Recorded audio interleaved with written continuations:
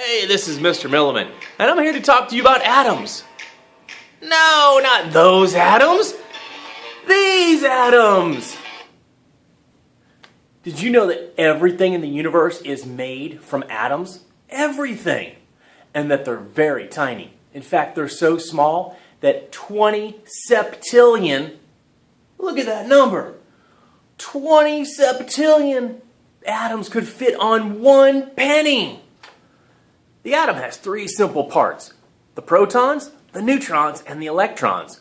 And the protons and the neutrons are found in the nucleus of the atom. The nucleus is right in the middle, and it's very, very small. In fact, it's thousands of times smaller than the entire atom itself. The electrons are found out in the electron cloud. Now, the electron cloud's a little confusing, but we'll get there. And that's where the electrons are found. They're circling the nucleus out in the electron cloud. And it is the vast majority of the size. And the more electrons there are, the bigger the electron cloud. The bigger the electron cloud, the bigger the atom. The number of protons in an atom determines the type of atom that it is. So the more there are, the different types that you'll see. And usually you'll see the same number of electrons and protons in an atom. Sometimes they'll change because electrons can jump from atom to atom. Neutrons can be the same as protons, but not always. They sometimes change as well. In order to measure the size of the particles inside of an atom, scientists had to come up with a whole new measuring system, a whole new classification, and they called it the AMU, the Atomic Mass Unit. And when they measured them out, they found that protons and neutrons were about the same size. They're just a little bit different. Neutrons are slightly larger. But for the purpose of what we're talking about, protons and neutrons are going to be the same, 1 AMU each.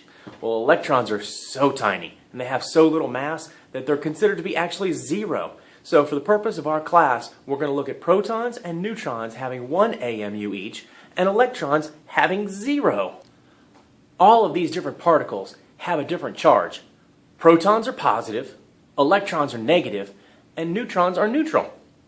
That neutral charge, it's kind of like a buffer, because as we know, like charges repel. So all of the protons crammed together in the nucleus of the atom, what they'll do is they'll repel each other. They'll push each other away, and it'll break the nucleus apart. So we put the neutrons in there, and the neutrons act as a buffer to kind of space out the protons a little bit and give them the room that they need. The electrons help to balance out the entire atom.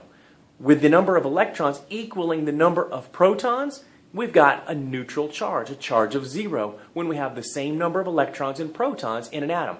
But sometimes electrons will jump from one atom to the other, and that changes things up a little bit. As we've talked about, the neutron's job is to be a buffer between all of those the protons, to space them out a little bit. The electrons, their job is to make a charge. What they can do is, if the atom has extra electrons, it has a negative charge. If the atom has fewer electrons than protons, it has a positive charge. Well, what's the job of the protons? Well, their job is to determine what atom it is, what element it is. And the more it's got, the more it changes. And we're going to take a look at the periodic table in a later episode, but the number of protons in the atom determines what element we're talking about. We talked a little bit earlier about the atomic mass unit, and that protons and neutrons each have an atomic mass unit of 1, and electrons are a 0.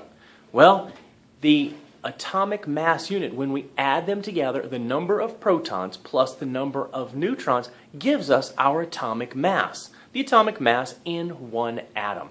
And it can vary from atom to atom, even within a particular type of element. The total number of protons, that's our atomic number. And that tells us where to classify something on the periodic table. Once again, we'll get to that later on. As we've already talked about, every atom of a particular element has the same number of protons. And protons determine that number. Let's take copper. Copper always has 29 protons. And every copper atom that you find in the entire universe has 29 protons. And every time you find an atom with 29 protons in it, it's copper. Pretty cool how that goes along, huh? Well, not necessarily does it have 29 neutrons. In fact, most copper atoms actually have 34 neutrons. Some have 36. none of them have 35. Think about that. Most have 34. Some have 36. None have 35. Why? Well, Mrs. Hogan said I don't have security clearance to find out how that one works. So we'll just have to keep going. Electrons can jump from atom to atom. So sometimes you'll find copper atoms with 29. Sometimes you'll find more. Sometimes you'll find less. As we've already talked about, the number of neutrons in a nucleus can vary. In copper, sometimes we have 34, sometimes we have 36. Well, the fact that we have different numbers, those are called isotopes. Isotopes are the varying number of neutrons in an atom. Remember, once again, the atomic mass is protons plus neutrons. So, in a copper atom, where we have 29 protons, if we have 34 neutrons, then our atomic mass is 63. But in a copper atom, where we have 29 protons and 36 neutrons, then we have the atomic mass of 65. So that's called copper 65. And when we have 34 neutrons, that's called copper 63. 69% of the time, we find that we have copper 63. And 31% of the time, we have copper 65.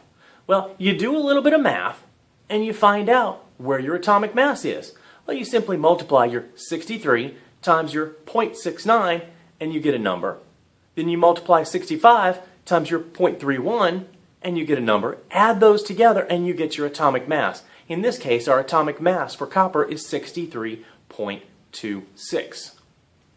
This is why we have a decimal as our atomic mass. So when you look on the periodic table and you see a decimal and you wonder, how can I get a part of a number to be an atomic mass? Well, it's because it's an average. And that average weighs out all of the different isotopes. All right, so our three parts of an atom. We've got the protons, and they're always the same in every single atom of a particular element. And remember that they determine the type of element we're talking about. Our neutrons, they're going to vary in number. Within a particular element, sometimes we got more, sometimes we got less. And they create that buffer in between protons to make sure that there is the space needed so the protons don't push each other completely apart. And finally, our electrons. They can jump from atom to atom, and they do determine the charge because they're going to jump. Sometimes we'll have more, sometimes we'll have less. You hear that? You hear that? You ready? All right, here we go!